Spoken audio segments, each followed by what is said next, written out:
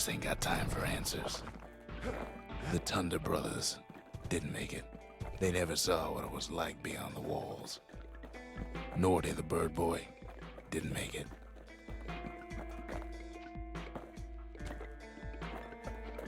The Jawsons, they didn't make it.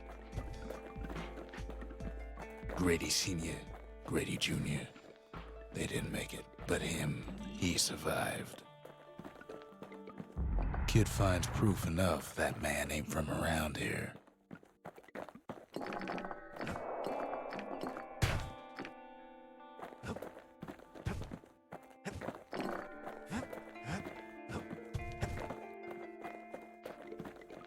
Just think, without that man, we wouldn't be here right now, would we?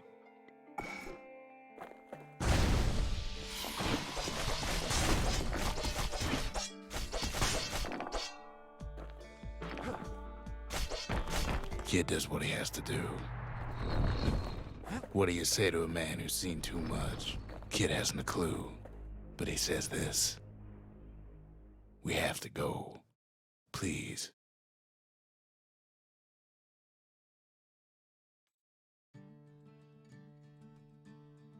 He's a proper gentleman, that man. His name is Zulf. No hiding he's an Ura. Folks like him ain't never been a common sight in Caelandia. He's relieved to see a living face or two. The kid and I introduce ourselves in kind. Both to him and to each other for the first time. We fought the Ura decades ago, but that was then. Things are different between us now. For Zulf, Caelandia was like a second home. He's real worried about his first home, too. Far to the east. Zulf offers to help me plot the skyways for the kid. At least the Calamity hasn't touched the stars, he says. He was born in the Tazzle terminals.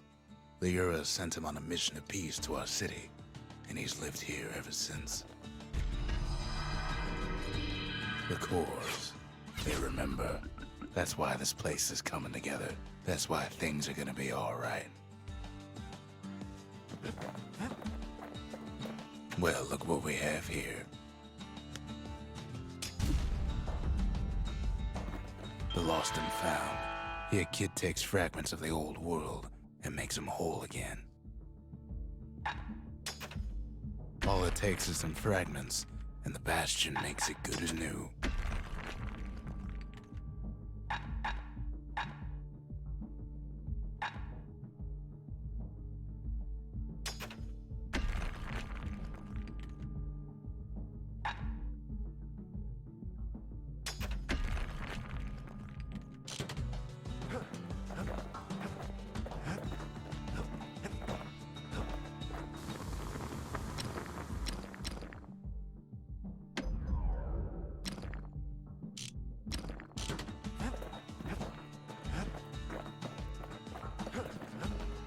We tracked down a couple more cores near the edge of the city.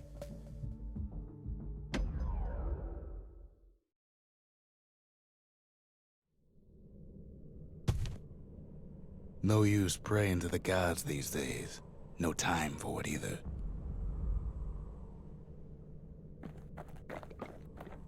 Folks used to make pilgrimage here to pay their respects to Pith, the bull. Well, the gods are long gone now.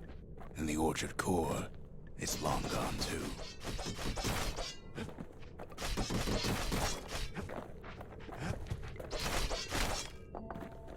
Pith stood for something once. Something real. In time, though, the bull stopped being a symbol and started being decoration. Pith makes a decent scarecrow, at least.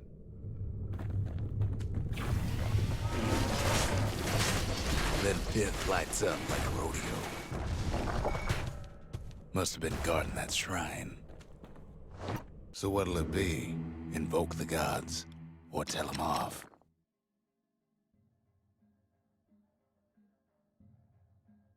Kid don't need favors from the likes of Pith.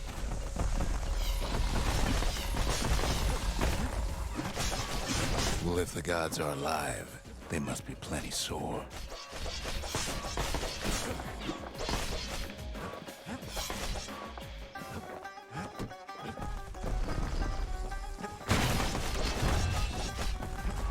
Popping windbags is hard enough. No need to get the gods involved.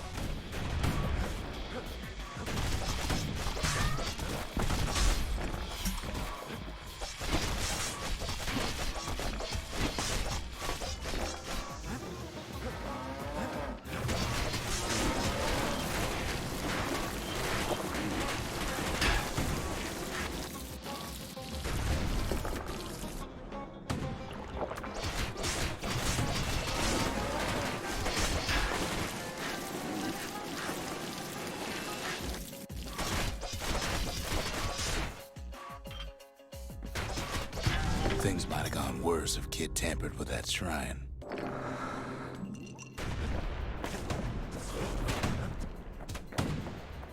Kid ain't found a core, but at least he found Zolf's precious shrine.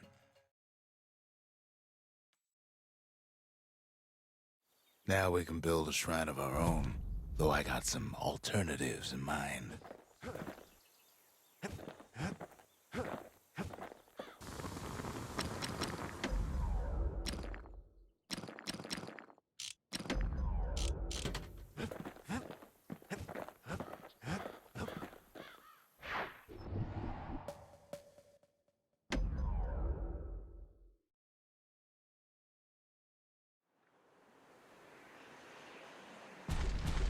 There's only one way to Cinder Brick Fort.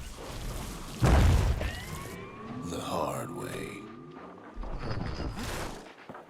Sure, the city marshals may be gone, but now the fort's crawling with windbags.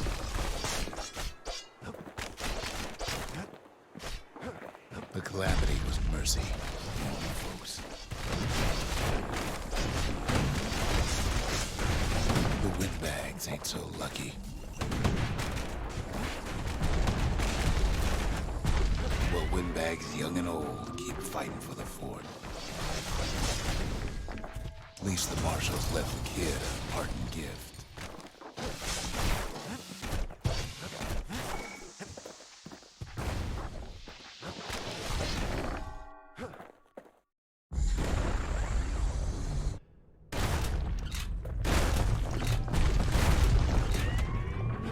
Windbags ain't much different from normal folks.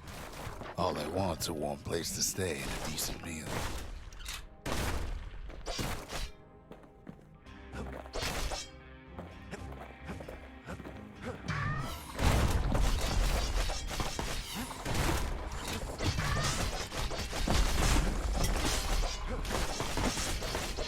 The Calamity drove the windbags topside. A lot of them wound up here in this very fort.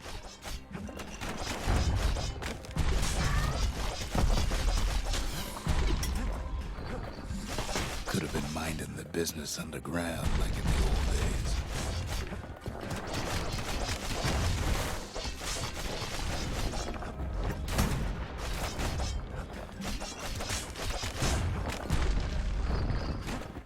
Cinder Brick gave them enough heat and metal to munch on for a while. Though the fort ain't theirs by right. Can't blame them for wanting it, though.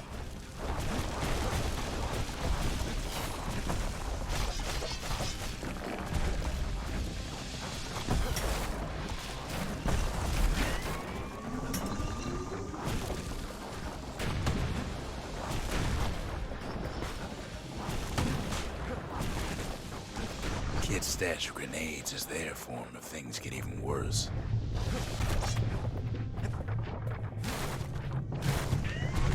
Security's plane gone haywire. Windbags gummed up the works. They trapped the kid in the middle of the fort's parade grounds.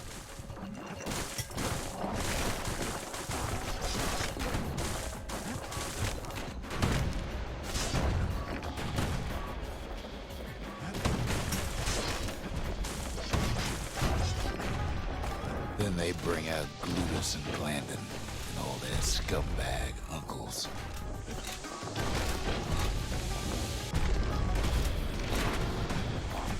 They got something to gain, and only their sorry hides to lose.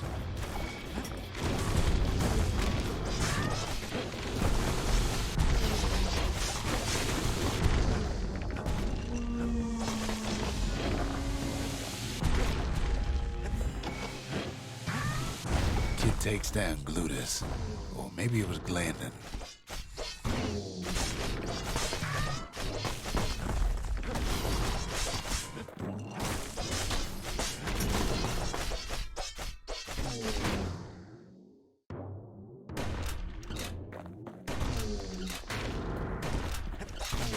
The windbags finally get the message.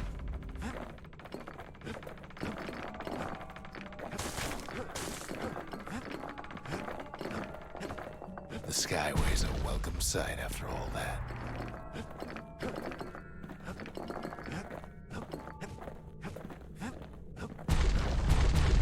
And now ain't nothing left for nobody down at Cinderbrick Fort.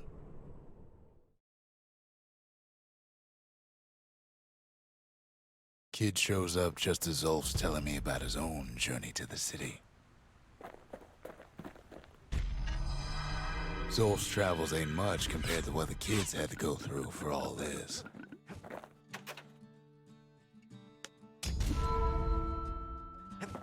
The memorial. Here, kid can pay respect to the old world and earn it in kind. The valediction. Just another one of my sketches. Nothing more.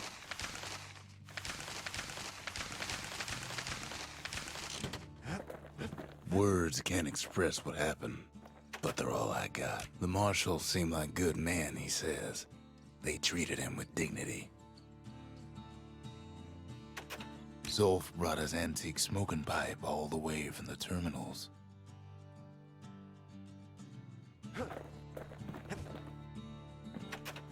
Even since the Ura surrendered to us, the marshals kept a wary eye on him.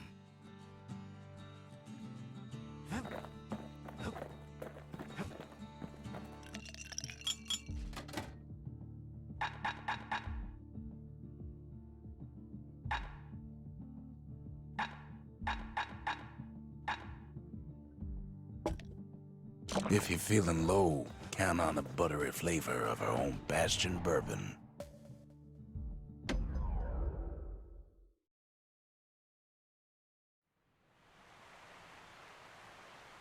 The Langston River flowed free and wild till the Calamity drank it all up.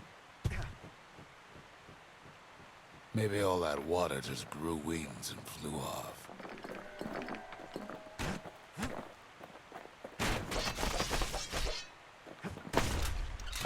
Riverbank swarming with windbags.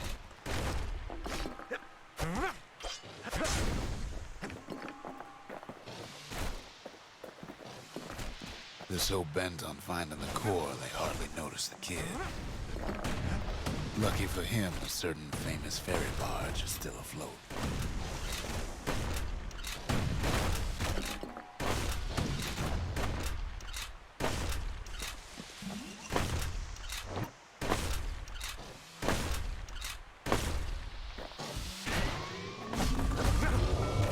Nellie.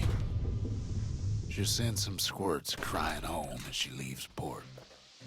Maybe Nellie knows the way to the core. Maybe she can slip right past all the clamor on the coast. Or maybe not. A security skiff pulls up portside. Nellie's just another windbag to those guns.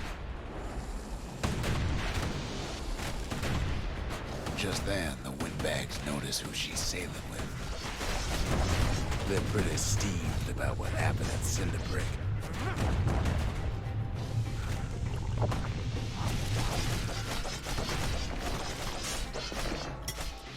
They try to cut her off.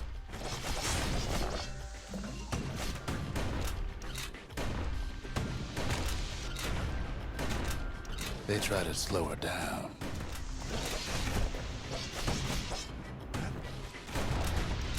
They try to knock her out. Kid almost falls again. But Weepin' Nellie tries harder. Try as she might, though, she hits a snag. Kid's gotta help her get untangled. Favors for favors.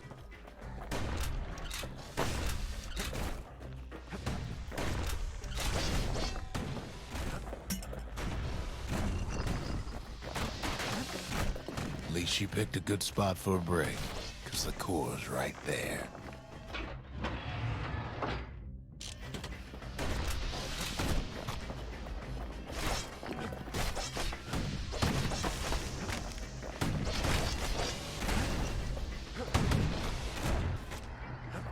Then the kid hears an unusual sound, like 100 flapping wings.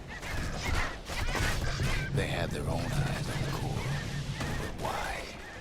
Well, kid ain't got time to think it over just yet. He finds a weeping Nelly raring to go. Turns out she's got a special surprise for when the waters get rough. She's gonna need a little help with all them pickers. Crafty things think they're king of the roost now. Rest of us only wish we could fly in times like these.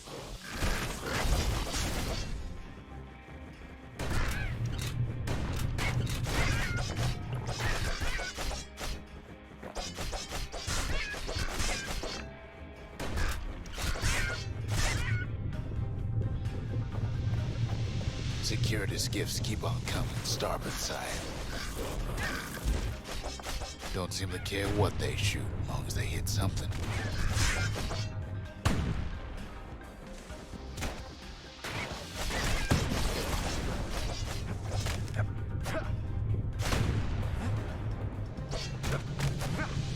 The windbag's getting even better out here. They aim to smash with McNally to splinters.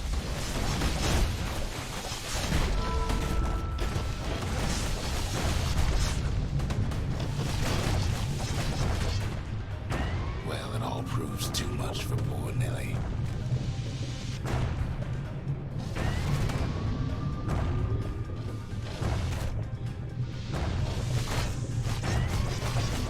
She's just gotta make one last stop.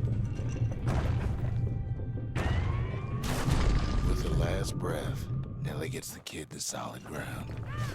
Solid ground in Pecker country. Seems the Calamity ain't hurt the Peckers' appetites.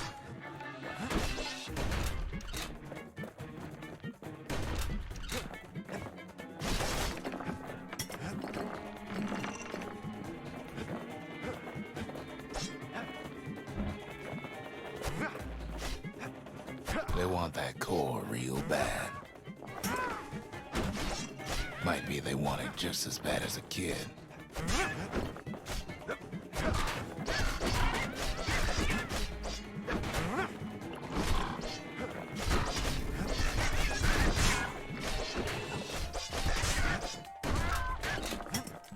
Kid shoos them off, knowing they'll be back.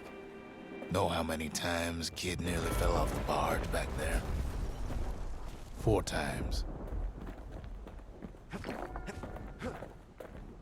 Now, listen close. You should remember this next part.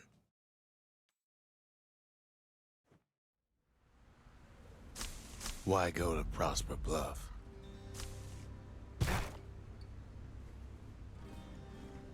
Used to take an enterprising man or a plain old fool to venture out that far. The city was the most beautiful place in the world. We all knew that.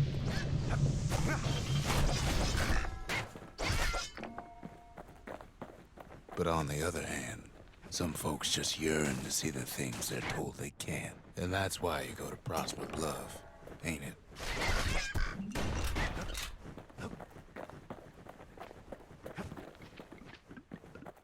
There the kid hears something he ain't heard in a long while.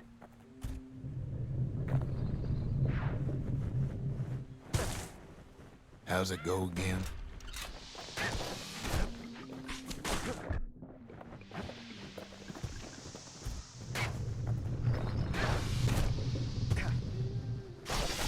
Yeah, that's the one.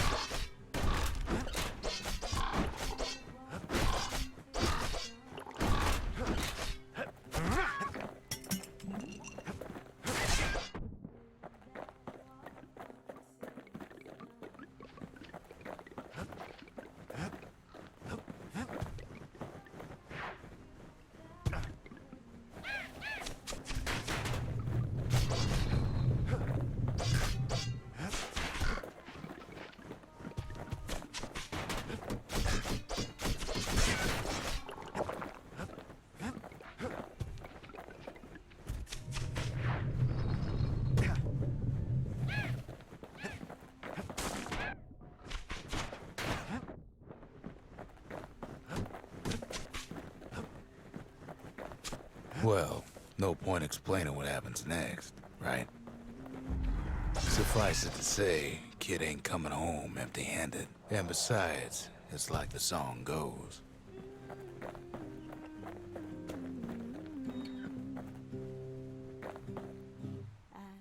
They'll be here before too long.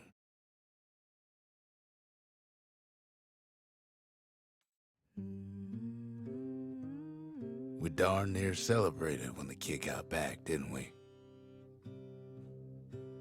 Zolf never thought he'd see a fellow or again. We become fast friends. Calamity has that effect on people.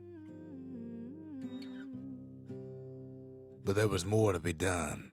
There was one last core to find.